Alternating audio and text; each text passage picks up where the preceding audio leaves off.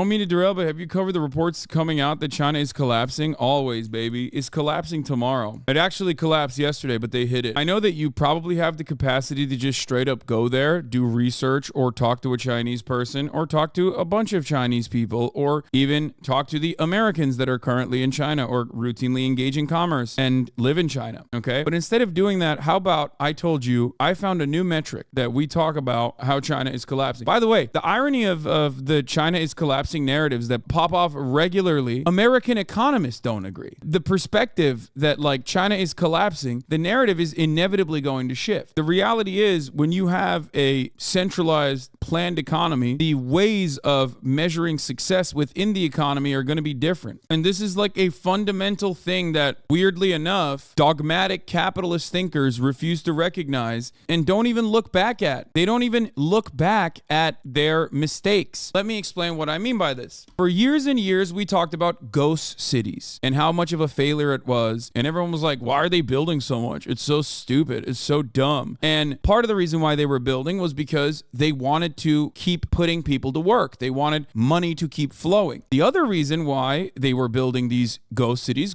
for those of you who don't know, used to be a big thing. It was basically just these major cities that were built that had no one in them. There wasn't enough people living in these cities yet. But they had built the cities beforehand, before demand came in. Some might consider that really cool city planning. Now, a lot of the people are unironic yimbys on Twitter are also the same people who probably on ghost cities in general. That was a major flub. It took 10 years, but almost all of those cities are now ginormous cities with tens of millions of people living in them. Correction, no one lives there even now. Dude, see, this is what I mean. This is not about like dick riding China at all. This is simply about just the truth. Like, do you want to be wrong and be surrounded by other people who are wrong? And there are plenty who will help you feel like you're right. Or do you want to know the truth? The saddest part about this affair is that like talking about this honestly, for so many who are just like, you're in this camp, I'm in that camp, you can't say anything that deviates away from what I expect from your camp. Can you list a ghost city that is now heavily populated? I'm genuinely curious. Sure.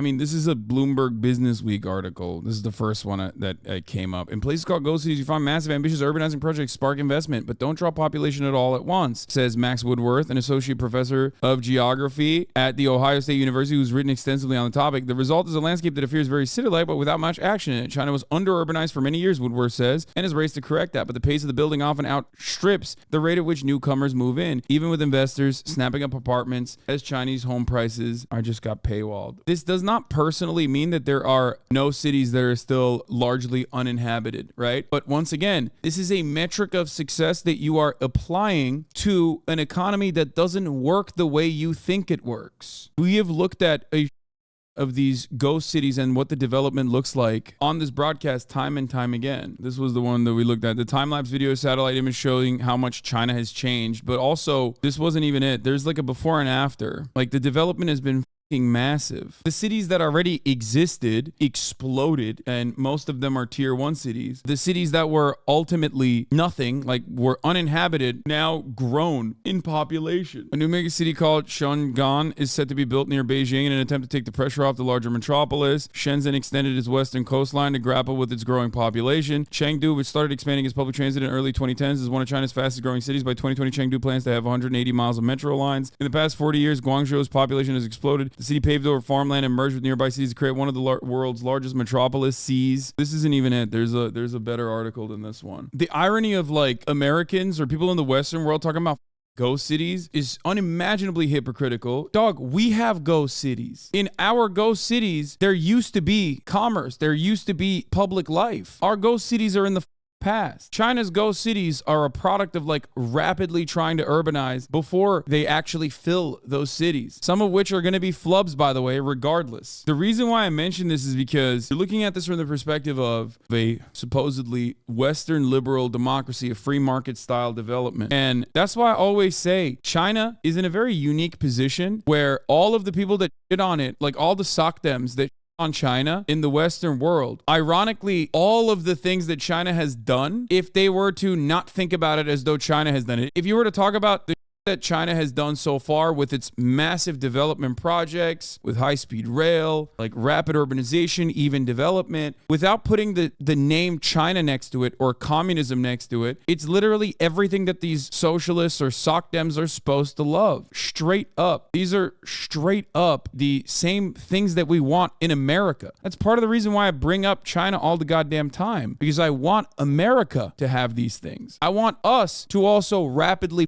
urbanize in areas and build out entire new cities to offset the population density in big cities. I want there to be robust public transit on top of that. You know what I mean? These are the things I advocate for. So when I see China doing it, okay, I'm like, well, that's good. The closest we get to that are former company towns that are now shelled out hollow holes where people just go to die. I never understand why when people criticize China, how they never mention the organized labor issues. There are issues in China. There are issues. There's the free speech stuff. That's a pretty big deal. There's still plenty of ways to go with respect to labor rights. Okay, lol, your lost buddy China is doing it in the 5% of their country. Exit the urban zone. I compare countries to where they used to be. It is ridiculous. I am a materialist. I am going to engage in a materialist analysis. I am not going to simply look at a country and be like, well, nothing happened the day prior. If you look at the direction that China is heading and you look at the direction that America is heading, you realize that our ghost cities are a byproduct of outsourcing and industry leaving these areas, and the way that they were built originally were designed around a singular company. It was like basically a company town with government subsidies. When the company decides to leave, the town is done. It's over. Look at the Appalachia and you will see what I'm talking about. China, of course, has areas that are not rapidly urbanizing. The difference is they do have an interest, as far as what they have shown thus far, in rapidly and evenly urbanizing the entire country in a way that we did way back in the day in the New Deal era. Ghost towns or boom towns, what new cities really become. And this is from 5 years ago. 30 years ago, hardly anybody other than Shanghai local would have found any reason to mutter the word pudong. New city building in China wasn't just an engineering pursuit, but a complete socioeconomic experiment of unprecedented scale. It was less about cashing in on constructing new developments than it was priming new economic engines that could create and sustain additional growth, all while curbing the stark social and economic disparity between the east of the country and the west. Using the full gamut of financing, engineering, and administrative tools available, China engaged in full-scale national shakeup as more than 100 large-scale urbanization projects were carried out to fruition, being populated with companies, institutions, and residents by guile and fiat. Virtually overnight, former backwaters like Chengdu, Chongqing, Wuhan, Xi'an, Kunming, and Guiyang emerged as China's best-performing cities, being relaunched and revitalized historic cores paired with shiny new areas that boasted high-tech R&D centers, modern shopping malls, new airports, high-speed rail stations, sprawling industrial zones, and more middle-class housing than anyone could really have any use for. At the time, the only thing that seemed crazier than a country going out and building hundreds of ghost cities was a country going out and building hundreds of more or less successful new cities and other large-scale urban areas completely from scratch. Today, China's so-called ghost cities that were so prevalently showcased in 2014 and 2013 are no longer global intrigues. They have filled up to the point of being functional, normal cities. Ex-ghost cities are rarely news, but as far as I was concerned, this was the big story, or so I thought. What I didn't know at the time was that the new city building boom that I had observed across China was also kicking off in emerging markets across East Asia, the Middle East, and Africa. Look, I'm no big city lawyer. I'm a simple guy. At the top of the hour, I serve you a 3-minute ad break. I tell you, if you no longer want to see those ads, all you need to do is subscribe. The one thing I will say, we look to the way China has developed itself with the same dogmatic lenses that we have on, and we go, these idiots, why are they building these houses as a way to park their investment? That's so dumb. These are all going to depreciate in value when nobody moves there, and usually that's not the major reason. Part of it is they're building because they want to continue the flow of foreign capital, foreign investment, and they want to keep people working. But the other reason is because they want to urbanize the entire country, and they have been able to do so successfully. They want to offset population density in the major cities that have grown rapidly. And the reason why I talk about this quite a bit is not because I'm like, China is so good, I love China, China is the best, China is the best country on the planet. Like, that's not the reason. I look to how China operates and I say, why not us? Why can't we do that? Like, all the Yimbys should be so pro-China. All the armchair urbanists should be unironically the most pro-China motherfuckers. And yet, for some reason, they're so hawkish. Do you see what I'm saying? Do you understand? China is literally the Yimby paradise. Constant urbanization, rapid urbanization, even development, massive public transit, and they still even have cars. They also have like the most American brain disease of having vehicles everywhere too. You can have cars too. It's like you got it all. Nah, there's a lot of stealing. Hassan himself said so even, but that's normal. A lot of countries do it. Yeah, I don't give a about IP. That's ridiculous, for the record. It's been happening for 30 years. You think they didn't realize, like, oh man, China is stealing our IP? Like, no, of course. They didn't give it. They recognized that it offset manufacturing costs, so they didn't give a.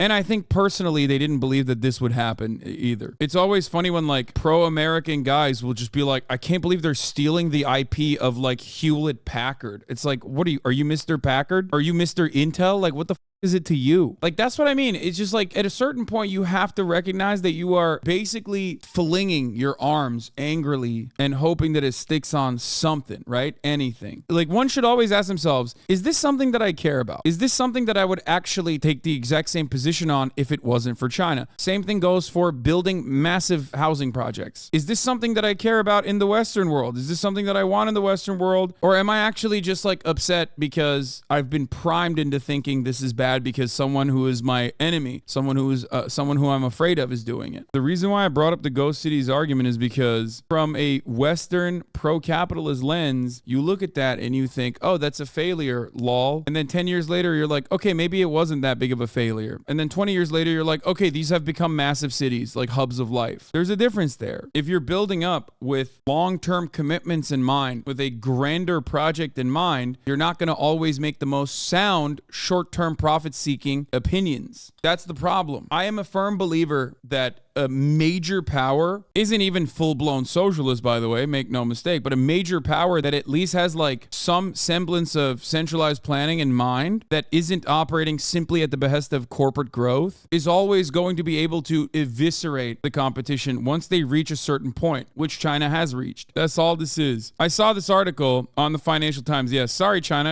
America. China has a bigger economy than you. Measures that show the opposite of absurd implications and dangerous policy prescriptions. As far as I understand it, the article is basically about how like our summarization, I mean, it's mostly just copium, but like our understanding of the Chinese economy revolves around like not manipulating currency, but revolves around how like currency fluctuations occur. And there are obviously really silly ways of interpreting that data, and many other countries do that as well. You might have seen sober and accurate Financial Times reporting on the U.S. economy and its remarkable annualized growth rate of 5.2% in the third quarter of this year. Let me give you an advanced slide of what happened in November. Forget talk of rapid growth or soft landings. The U.S. economy shrank at an annualized rate of around 30% in that month alone. It's so large, President Joe Biden must be toast, and it probably spells the end of the American dream. He did the thing. He did the meme. He did the meme. He's doing the America is collapsing tomorrow meme. How did he do it? By using the same metrics of analysis that we do when we look at China. You could make that same video over and over again for America as well, in the same way that many people do on China, except it's just silly. Don't worry, I've not lost my marbles. The calculation above is true, but it is not fair. I've taken the U.S. economic performance in November, assumed to have not done much, and calculated that in euros or renminbi after converting to the U.S. GDP using market exchange rates. Then I annualized the result. The thing that drove the result was the near 3% fall in the U.S. dollar's value during the month. You would be right to think that this is an absurd way to compare economies, but it is deeply fashionable among people who should know better. Take Mark Carney, former governor of the Bank of England, who said that before the Brexit referendum, the UK economy was 90% the size of the German economy, but it had declined to 70% by late 2022. That change was caused by the relative decline in the sterling. Remember the European angst spread by the European Council on Foreign Relations that the EU had a bigger economy than the US in 2008, and now the US was a third larger? That was simply a rise in the US dollar from a low base. China looks like it's failing to catch up with the US economic size on market exchange rates, but it has overtaken the U.S. when measured at purchasing power parity exchange rates. The purchasing power parity data is better corroborated by electricity generation. This is nutty, but of course has a lot to do with population size as well. The list goes on. On these silly market exchange rate comparisons, many news organizations have reported that Japan will lose its spot as the world's third largest economy,